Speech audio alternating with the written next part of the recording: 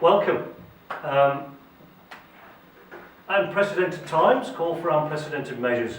So we'll be doing a series of a few videos really based on our senior strength and strength class that we do here at Ivanhoe Aquatic and at Olympic Leisure Centre and at various community venues throughout Banyule.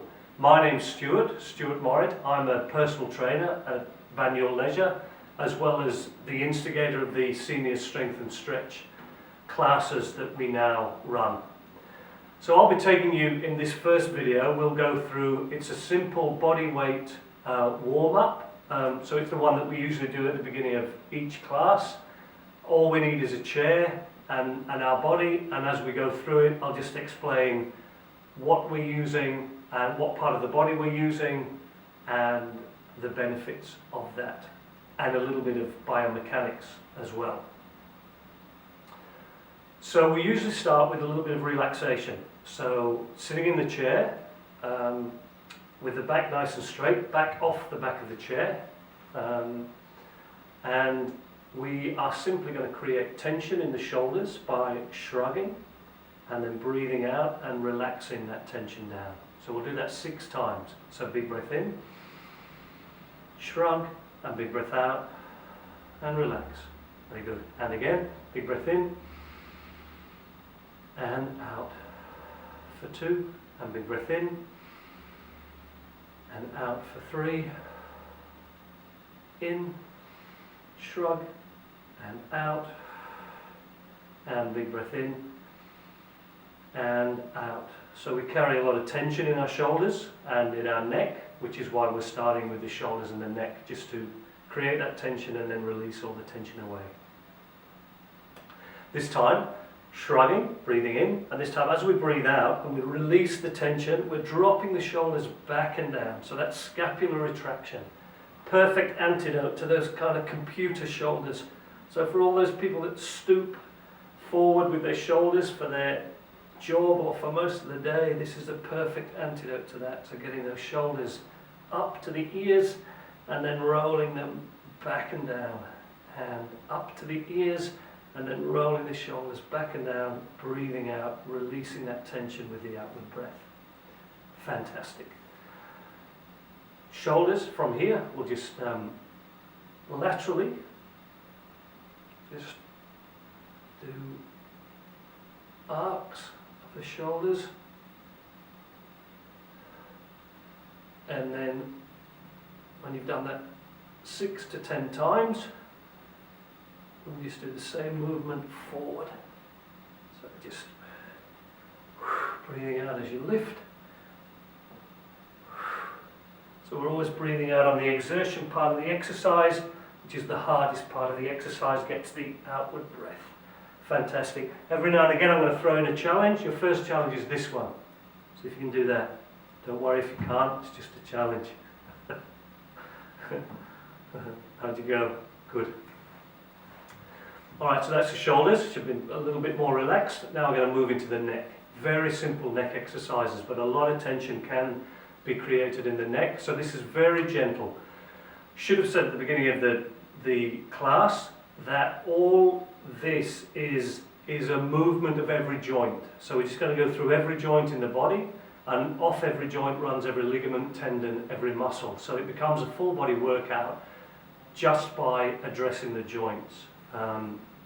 And there's no force with any of this. You work to your own range of motion, don't force anything, and that way we minimize any injury or any pulls or strains.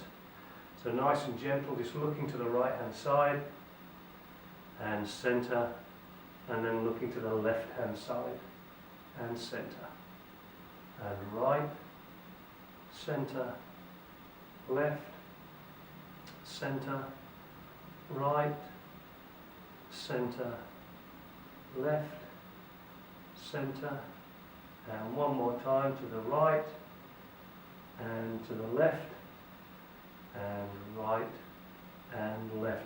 So I'll endeavour to be accurate on my right and left. I have been known not to get it right, 50-50 chance, and I'll also endeavour to keep my counting regular PTs are renowned for being appalling counters, so I'll endeavour to keep that correct. So dropping the right ear down to the right shoulder, stretching through that left side of the neck, again to your range of motion. Don't strain it, don't force it. And to the left. And right ear to right shoulder. And to the left. And right. And left. Right one more time. And left one more time, and this very last one, we're just going to drop this left shoulder a little bit more, just to increase that stretch of the neck. Good. And the same with the ear to the left shoulder, and dropping that right shoulder that little bit more, and then to center. Fantastic. And last one for the neck, looking down at the floor, and then up at the ceiling, and down at the floor and up at the ceiling. This is a good point to check, cobweb check we call it in the classes.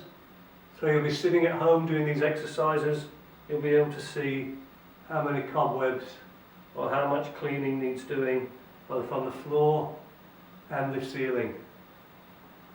And you won't be thanking me for that. So that's the neck, shoulders and neck. Now we're going to move down to a group of muscles called the obliques, which govern the movement of side bends and twists. So that's what we'll do, nice and gently.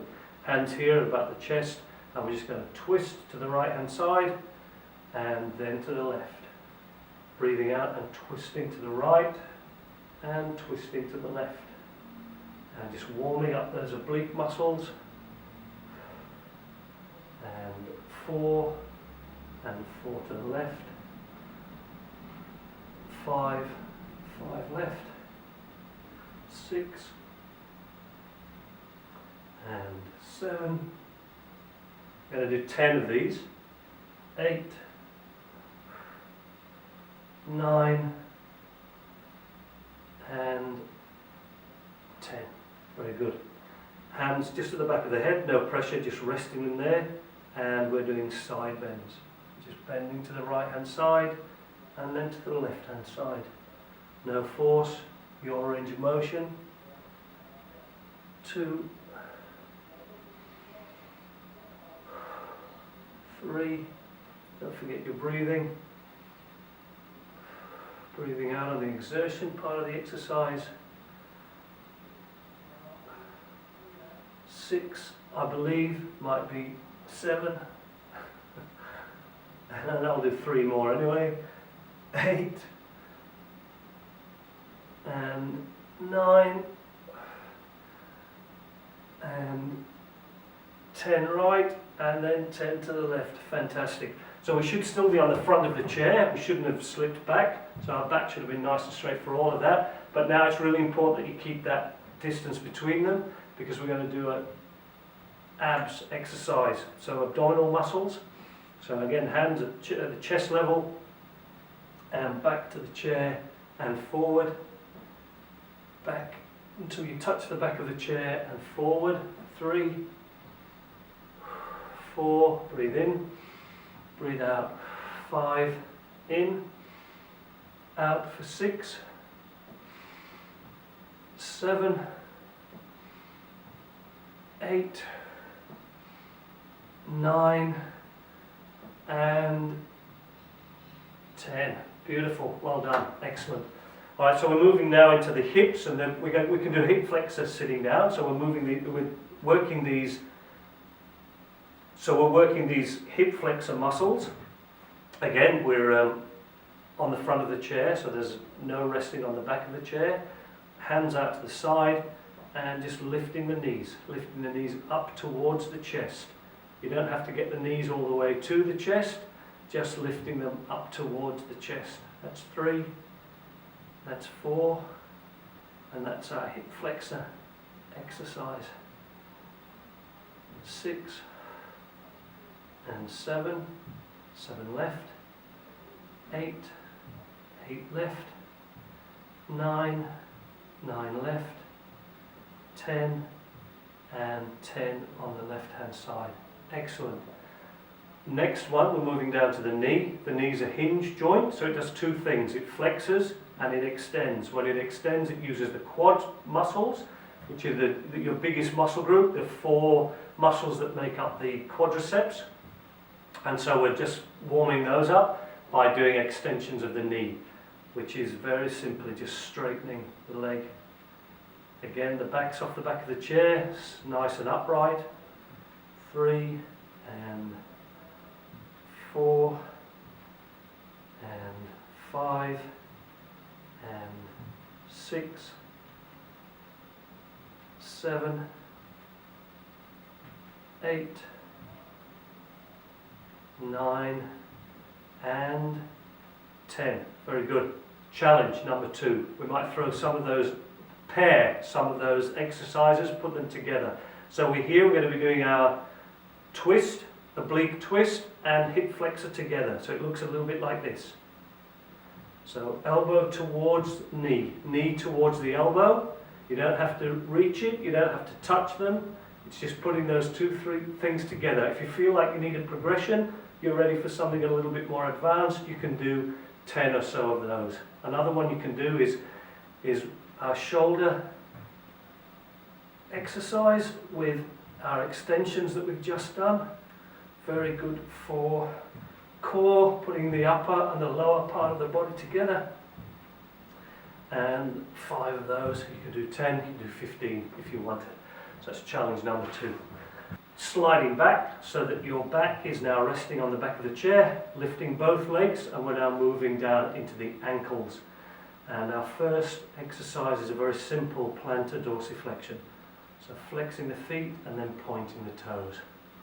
5, 6, 7, 8, 9 and 10.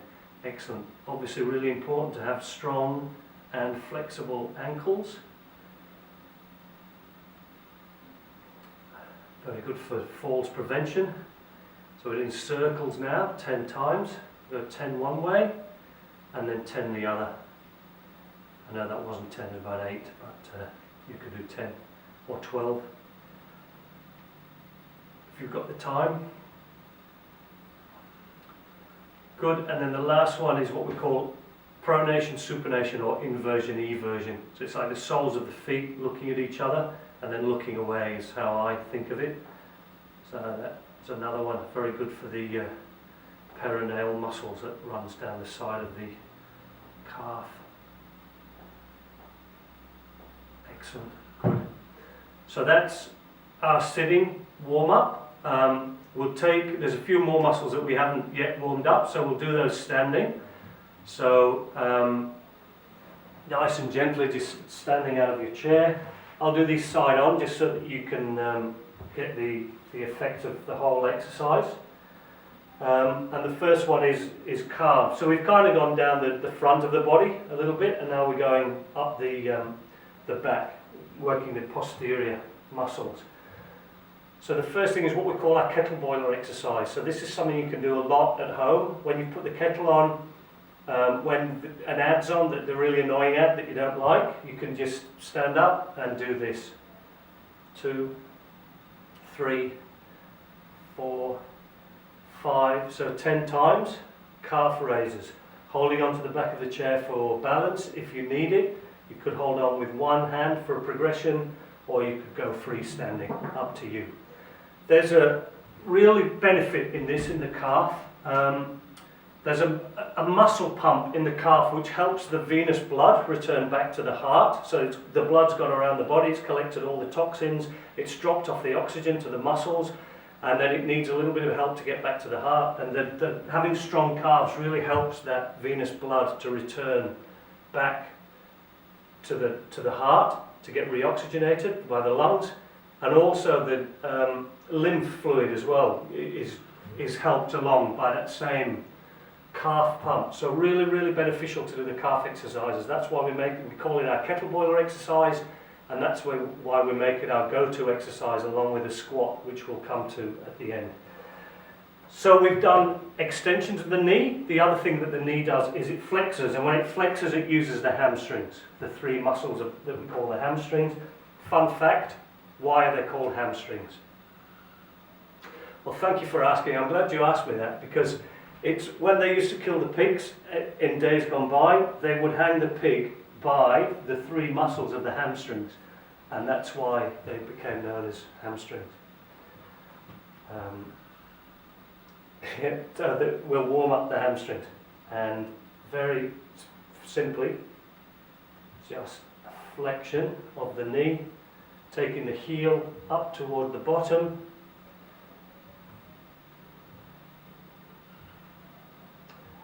often causes a little bit of cramp in people, so sometimes it's a really good idea to stretch it out first, and this is how we do that. So we do what we call a good morning.